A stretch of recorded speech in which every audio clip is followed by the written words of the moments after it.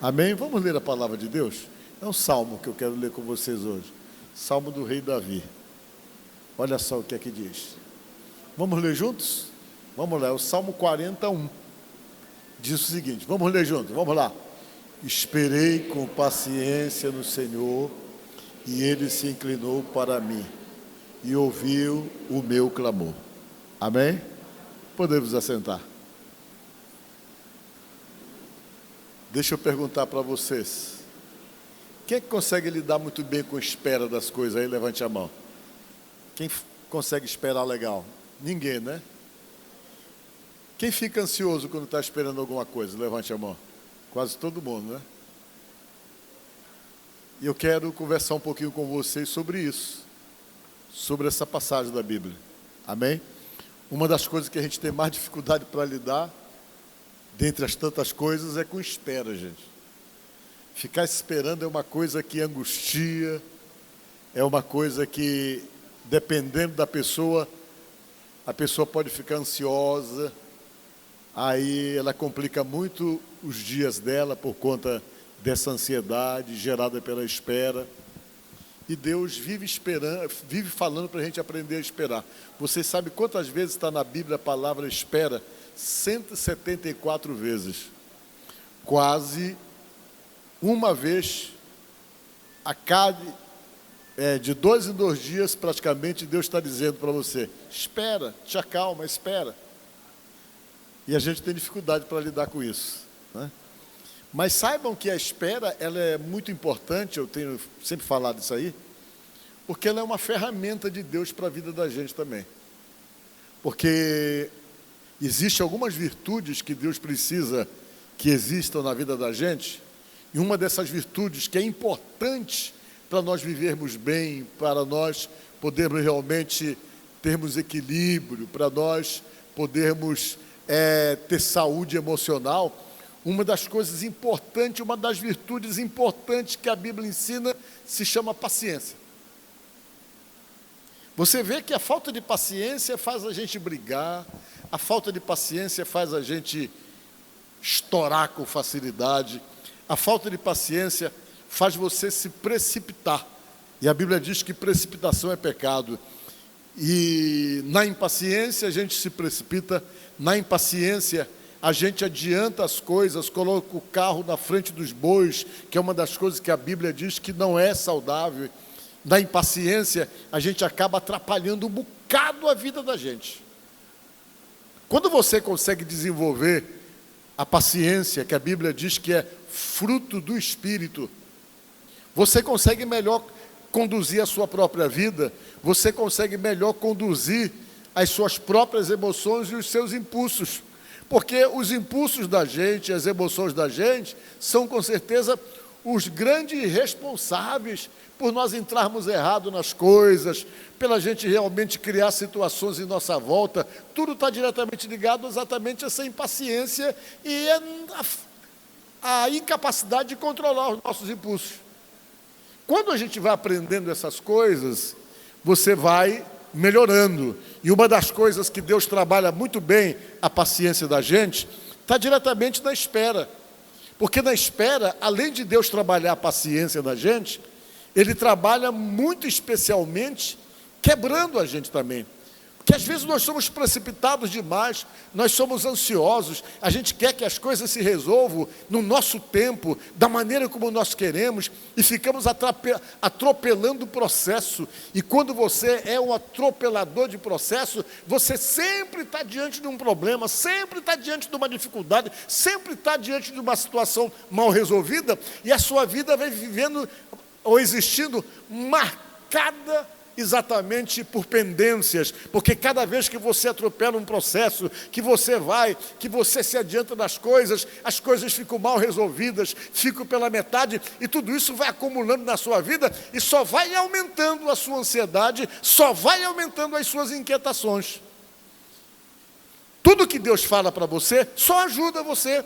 Se você parar para ouvir a Bíblia, a palavra de Deus, você vai perceber que quase tudo aquilo que Deus está te orientando em fazer, É dentro de um processo dele, onde ele vai trabalhar em você. À espera ele trabalha, na espera você amadurece, na espera você busca mais, na espera você se dedica mais, na espera você ora mais, você estabelece exatamente para você um projeto de busca daquilo que você está querendo, e isso ajuda no seu crescimento na presença de Deus. É muito importante a espera, e a gente não tem muitas vezes a noção de como isso realmente nos equilibra dentro de todas essas questões relacionadas com a nossa vida. E a pessoa que escreveu esse salmo aí foi uma pessoa que aprendeu a esperar. Amém? Quem foi ele? Foi o rei Davi. Deixa eu contar um pouquinho da história dele para você poder entender melhor. Ele era um menino do mato. Você sabe que é um rapaz do mato? Aquele rapaz que viveu a vida toda na zona rural, que vivia lá, que não tinha conhecimento do mundo na verdade como era, que não tinha conhecimento da maldade do mundo, vocês estão entendendo? Não tinha conhecimento da vida competitiva que é lá fora do mundo real, mas ele vivia o mundozinho dele, que era o mundo rural. Ele vivia praticamente sozinho o tempo todo. O relacionamento deles era pouco, era com a família dele. Sabe por quê? Porque o trabalho dele, a função dele no mato que ele morava na zona rural, dava a ele somente a chance de poder se relacionar com Deus, acima de tudo, porque a função dele era uma função que ele ficava muito isolado. Sabe qual era a função dele? Ele era pastor. Mas pastor de ovelhas. Vocês estão entendendo? Naquela época, não tinha geladeira. Não tinha como você guardar proteína em casa, né? Hoje você vai lá na sua casa, você abre a geladeira, tem lá uma parte que tem muita carne guardada, congelada lá. Quando você precisa, você come proteína todo dia, porque está tudo guardado. Naquela época, não. Se você queria ter proteína para comer em casa, você tinha que criar no campo. Você criava. Quando você precisava, você matava e comia a proteína. E isso dava muito trabalho, porque você tinha que ter um campo, tinha que ter bastante ovelhas e tinha que ter alguém para cuidar, que era a tarefa mais difícil, porque a ovelha é um dos animais mais dependentes que existe do pastor. Por isso que a gente é chamado de ovelha. Ovelha não tem senso de direção, ela só ouve a voz do pastor, ela é cheia de mania, as ovelhas. E se você não cuidar direitinho, elas morrem com facilidade, elas não têm noção de perigo, elas caem na boca do predador fácil, e o pastor tinha que estar o tempo todo atento para poder cuidar. E essa era a função dele, lá no mato, era lá que ele vivia, cuidando das ovelhas da família. Geralmente, essa função era dado para aquele que talvez tinha na família menos importância. Aquela pessoa que eles olhavam assim, que estava na família, que não valorizava tanto, eles davam essa função que praticamente ninguém queria, cuidar de ovelhas, e deram para ele. E ele passou a trabalhar cuidando das ovelhas do pai dele. Um dia Deus olhou para ele e disse: aquele rapaz ali é um rapaz do coração bom. Eu acho que eu vou preparar ele, Deus achou. Eu vou tirar ele daqui do mato, eu vou tirar ele daqui das montanhas e vou fazer dele rei. Olha, é uma mudança radical, você sair de uma situação de cuidador de ovelhas, morando no mato, uma vida simples, de repente alguém chega e diz: olha, você vai ser preparado para reinar sobre uma nação. Ele era garoto, tinha 20 e poucos anos, 21 anos, quer dizer. E Deus fez isso. Por que Deus fez isso? Deus estava insatisfeito com o rei que o povo havia escolhido. Esse rei que o povo havia escolhido era um camarada arrogante demais, era um sujeito muito orgulhoso. Aí Deus achou dificuldade para interagir com ele, para agir com ele. Porque quando o camarada é orgulhoso, ele é autossuficiente. Toda pessoa orgulhosa, ela é autossuficiente. Ela nunca acha que tem que aprender alguma coisa com alguém. Ela sempre sabe de tudo. Você fala uma coisa para ela, ela sempre diz assim: ah, mas eu sei. Tudo ela sabe, ela não ouve ninguém. Você percebe exatamente um dos sinais de uma pessoa que é orgulhosa, que é autossuficiente, que quando ele fala, ele quer que todo mundo escute quando ele está falando. E quando as pessoas estão falando, ele não presta atenção, ele não gosta de escutar. Ele só quer que as pessoas escutem o que ele tem para dizer. Mas quando é para ele ouvir alguma coisa, ele também não se interessa, porque o orgulho dele acha que não precisa aprender com ninguém. E orgulho é uma coisa tão ruim, que afasta a gente completamente de Deus. Porque Deus entende que as pessoas orgulhosas, elas não são trabalháveis. Por que elas não são trabalháveis? Porque elas não param para ouvir, elas não se permitem dependência de outra pessoa, elas sempre acham que elas estão acima, ela tem um autoconceito elevado de si mesmo, que é a definição real de orgulho, é essa, autoconceito elevado de si mesmo, é quando a pessoa se acha em todas as instâncias, ele não ouve ninguém, só ele fala, só ele está certo, ele nunca erra. Você, para poder lidar com ele, você tem que estar cedendo o tempo todo para dar razão para ele, senão ele cria um clima muito pesado, porque o que tem que prevalecer é o que vem da cabeça dele, o que é dele, e isso que é realmente importante, porque o orgulho dele faz ele ter essa sensação de que ele está acima de todo mundo. E era assim que era esse rei, chamado Saul. Não ouvia ninguém. Até Deus tinha dificuldade com ele. Porque ele não parava para ouvir voz de comando. Porque quem é orgulhoso nunca ouve voz de comando, nunca se submete. Quem é orgulhoso, ele sempre acha que está acima. Quem é orgulhoso, Deus o livre, se alguém que ele acha que está abaixo dele, falar qualquer coisa para ele, dizer qualquer coisa para ele, ele nunca vai aceitar. E Deus disse: eu não quero mais esse camarada como rei, não. Ele é orgulhoso demais, é arrogante, é autossuficiente. Eu preciso de alguém que viva na minha dependência para eu poder dirigir essa pessoa. Aí Deus disse: eu vou escolher o outro para colocar no lugar dele. Foi aí que Deus falou com um profeta chamado Samuel, e disse: Samuel, eu quero que você vá até a cidade de Belém, de Judá, porque lá tem um rapaz que é filho de um senhor chamado Jessé, e esse filho dele eu estou escolhendo para poder reinar sobre o meu povo. Samuel ouviu aquela história e viajou para lá, para Belém, para poder ver quem era essa pessoa. Ele já sabia quem era a pessoa que ele deveria procurar, ele já sabia onde era a casa, mas ele não sabia qual era dos filhos, porque parece que o homem tinha 7 filhos, 7 rapazes em casa.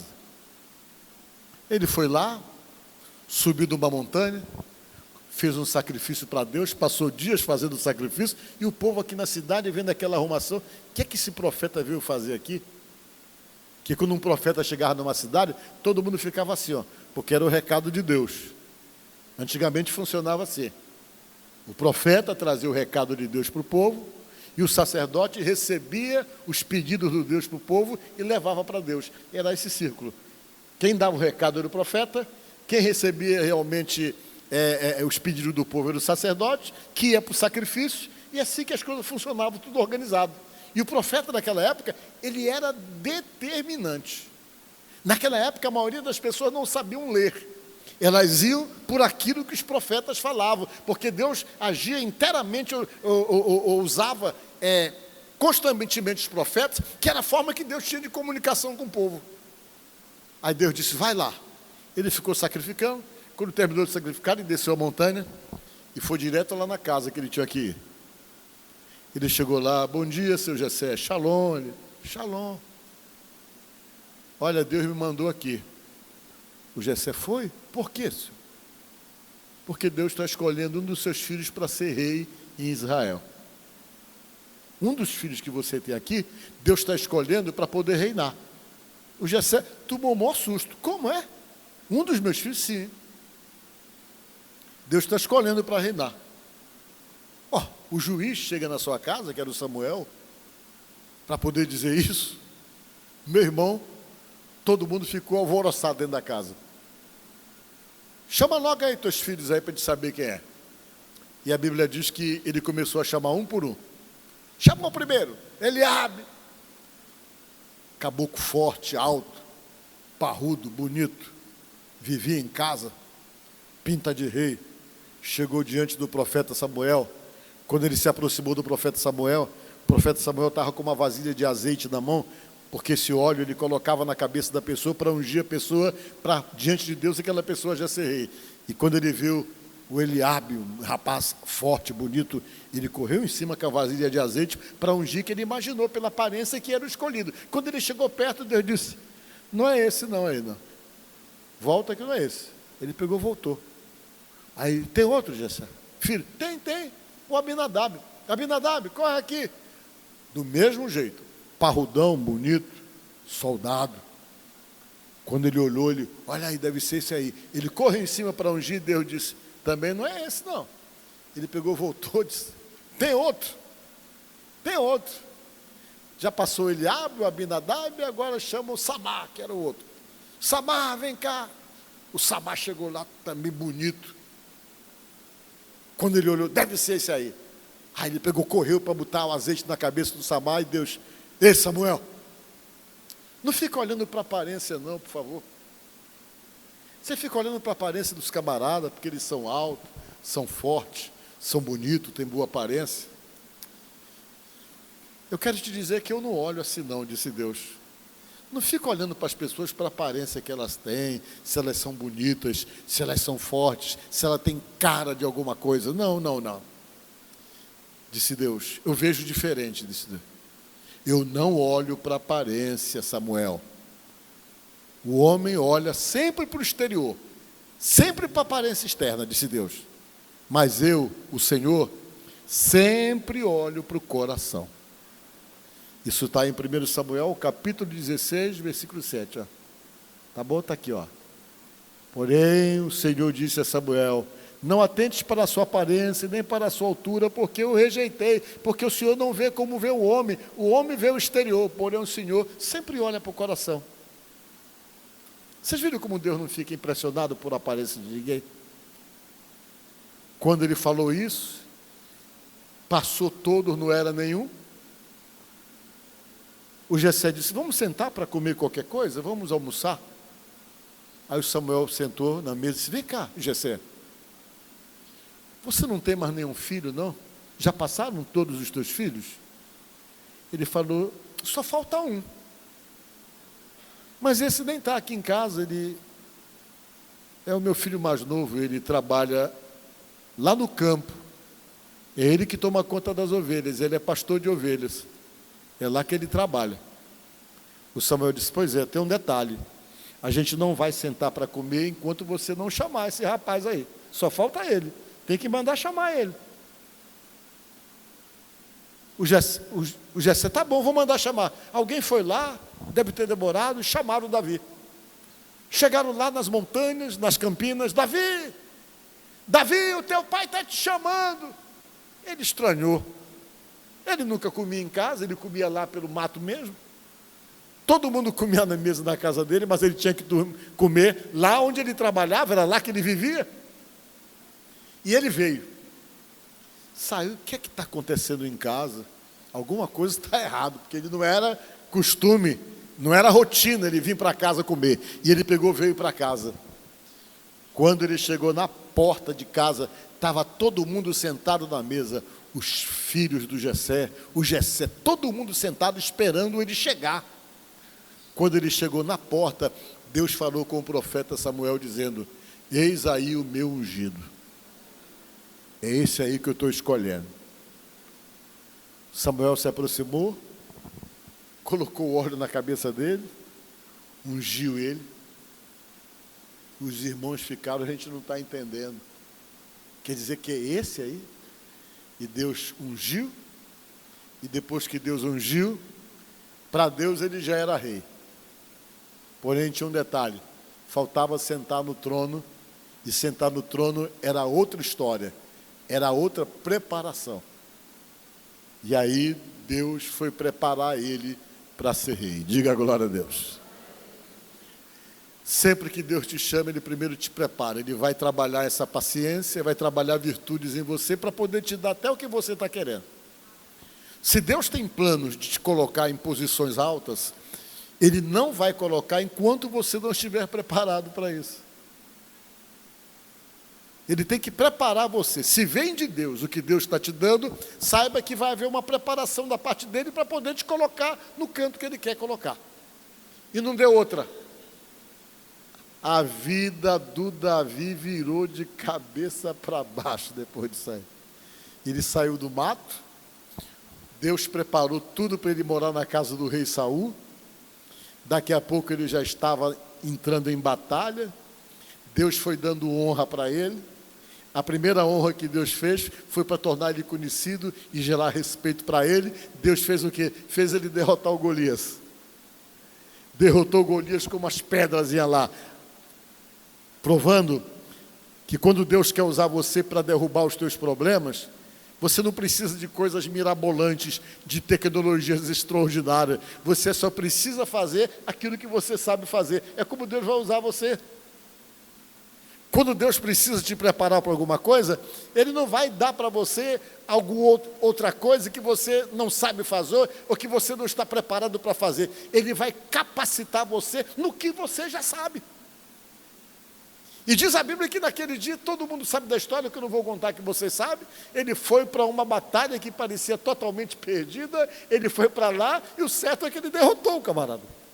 Quando ele derrotou, ele criou nome, todo mundo ficou sabendo quem era ele, porém ele criou outro problema para si. Ele criou para si o ciúme do rei que estava no poder. O rei que estava no poder começou a olhar para ele como uma ameaça, aí que a situação dele piorou mais ainda. Porque ele teve que sair fugido da cidade de Jerusalém, aí ele se tornou um fugitivo. Porque aquele rei que ele amava tanto, estava com tanto ciúme, que resolveu persegui-lo para matá-lo, porque percebeu que Deus estava escolhendo ele para poder ficar no lugar dele, que ele não teria a liberdade de ter a sucessão no reino. Ele se revoltou e quis matar o Davi, e o Davi teve que fugir, saiu de casa, morou em caverna, teve que se virar para não morrer na mão do camarada que queria matá-lo. Mas em todos aqueles momentos, que era um momento de preparação, ele estava aprendendo a ser um guerreiro. O que aconteceu? Deus nunca deixou de estar com ele. Deus preparou tudo. Vocês sabem quantos anos ele ficou fugindo? Mais de 10 anos. Mais de 10 anos, Deus foi lá, ungiu ele, e depois da unção, em vez dele sentar no trono, ele viveu, foi fugindo a vida toda, até chegar o dia de sentar no trono. Mas o que era isso? Deus trabalhando. Diga glória a Deus. Foi aí que ele escreveu o verso que eu li para vocês. Ele sabia que aquela hora era uma hora de paciência. Deus ia trabalhar para dar para ele o que havia prometido, mas ele ia precisar de paciência. Foi aí que ele escreveu: esperei com paciência no Senhor. Quando ele escreveu isso aí, Deus já tinha concluído tudo, já tinha se passado mais de 10 anos. Quando Deus sentou ali no trono, ele escreveu isso aí para dizer: eu esperei com paciência e ele se inclinou para mim na hora certa. Diga glória a Deus. E ele foi, sofreu, o sofrimento estava incluído na paciência, estava incluído na espera, porque a espera de sentar no trono era alguma coisa que Deus estava fazendo para poder trabalhar essa paciência dele, para que ele fosse um rei melhor, para que ele fosse um rei mais equilibrado. E Deus então foi trabalhando, até que chegou o dia em que Deus disse: está na hora. E quando Deus disse: está na hora, ele sentou no trono, e quando ele sentou no trono, ele estava preparadíssimo e se tornou o maior rei de Israel. Diga glória a Deus. É assim que Deus trabalha com você. Talvez você esteja aqui nesta noite, tem coisas que você não entende, tem coisas que você não compreende, tem hora que você quer apressar o processo. Às vezes uma série de coisas na sua vida que você fica se perguntando: por que isso? Por que aquilo? O que é que está acontecendo? E você ora, e parece que quanto mais você ora, o círculo se fecha, Você olha para um lado, para o outro, tenta encontrar uma explicação para tudo que está acontecendo em tua volta, e isso pode te levar ao desespero ou à impaciência. Mas se você está na mão de Deus, você não tem que estar perguntando por que Deus, por que isso, mas já ensinei para vocês, é para quê, qual é a pedagogia, qual é o ensinamento, e você tem que esperar, por quê? Porque Deus está trabalhando na tua vida. E a maneira como Deus trabalha na nossa vida, ela nunca atende às nossas expectativas. Por quê? Porque é a forma de Deus. Às vezes as suas expectativas são umas e Deus tem uma outra forma de agir e de poder trabalhar. Então, dentro desse processo que Deus está trabalhando na sua vida, não sei se há muito tempo, Deus está moldando você, está agindo em você, está preparando você para grandes coisas que você talvez nem perceba e nem sabe disso. Talvez dentro desse processo todo, Deus está agindo para tentar dizer para você, espera, tem paciência, porque eu estou agindo, e Deus está querendo que você espere com paciência, como Ele esperou. Porque se houver paciência, não vai haver murmuração, não vai haver questionamento, não vai haver revolta, mas vai haver unicamente uma espera, que você sabe que está no controle de Deus aquilo que você está esperando. Aí você sossega a sua alma, porque quem espera em Deus de verdade, ele não se cansa, nem se angustia, nem entra em desespero. Ele aprende a descansar em Deus. Diga a glória a Deus. E quando você aprende a descansar em Deus, você não se estressa, você não se desgasta. Você percebe que Deus está no controle das coisas e você consegue descansar no meio das maiores turbulências que você possa estar vivendo numa situação de realidade da sua própria vida. Descansar em Deus. Vamos ver o próximo salmozinho que eu escolhi, tudo dentro desse assunto. Diga comigo. Não seja envergonhado nenhum dos que em ti esperam. Envergonhados sejam o que sem causa procedem traiçoeiramente. Diga glória a Deus. Deus está dizendo que nunca é envergonhado quem espera em Deus. Às vezes tem situações que no primeiro momento você acha que é um fracasso, que é uma derrota. Lá na frente você vai ver que Deus sabia o que estava fazendo, que aquilo que no primeiro momento parecia para você um fracasso, lá na frente se torna uma vitória. Diga glória a Deus. Há perdas que no momento você está vivendo, meu Deus, isso é perder muito, é uma perda. Quando passa o tempo, Deus trabalhando lá na frente, você descobre que não foi perda, foi livramento. Você está entendendo como é que Deus age? No primeiro momento a gente tem dificuldade para poder assimilar uma série de coisas. Por quê? Porque diz aqui o Salmo o seguinte, que você nunca vai ser envergonhado. Pelo contrário, Deus cria situação de exaltação quando você aprende a se colocar na mão dele e que ele está no controle da tua própria vida. Vamos ver mais um salmo que fala sobre o mesmo assunto? Digam comigo. Sede forte e revigore-se o vosso coração, vós todos que esperar no Senhor. Seja forte, porque a espera é muito difícil para a gente.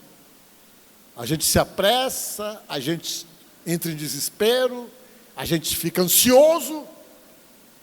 E o Salmo está dizendo para você ser forte. Diga glória a Deus. Se você está num processo de espera, seja forte. Segura aí, aguenta, espera um pouquinho mais. Deus está no controle se a sua vida está nas mãos dele. Ele sabe a hora certa das coisas. Ele sabe até o momento certo de te dar as coisas, a ponto de você não desperdiçar. Ele tem o momento certo para tornar realidade aquilo que parece tão distante, tão inalcançável, tão difícil. Ele tem a hora certa de poder confirmar essas coisas da tua vida. Então você tem que estar com o coração revigorado, porque se você não estiver com o coração revigorado, você fica pelo meio do caminho. Você atropela o processo, porque acaba tentando fazer as coisas do seu jeito. E quem espera em Deus sabe que não é do jeito da gente, é sempre do jeito de Deus. Tem mais um salmo? Tem? Dentro do assunto? Digam comigo: quanto a mim, esperarei sempre e te louvarei mais e mais. Você entendeu como é que é o processo da espera com Deus?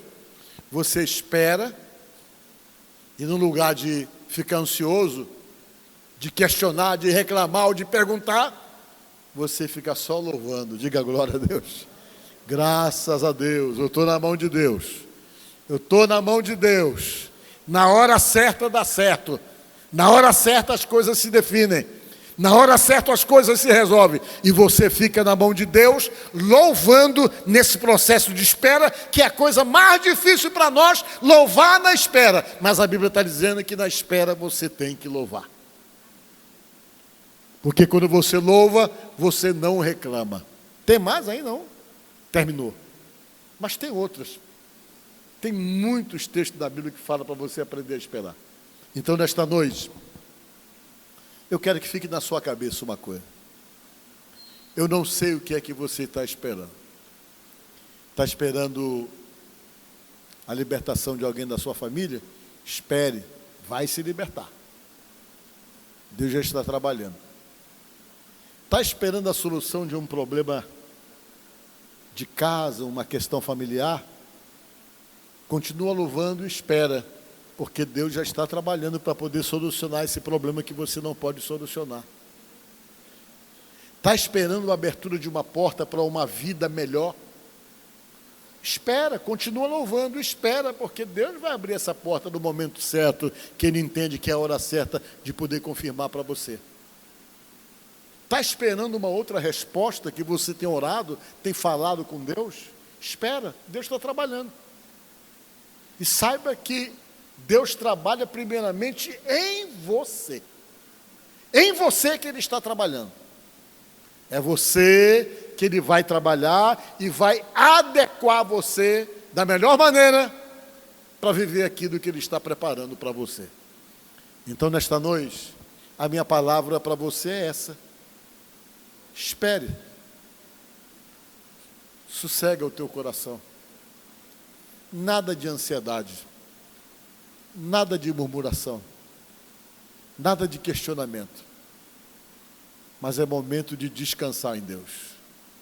Descansa em Deus. Deixa Deus tomar frente para arrumar as coisas e para agir as coisas.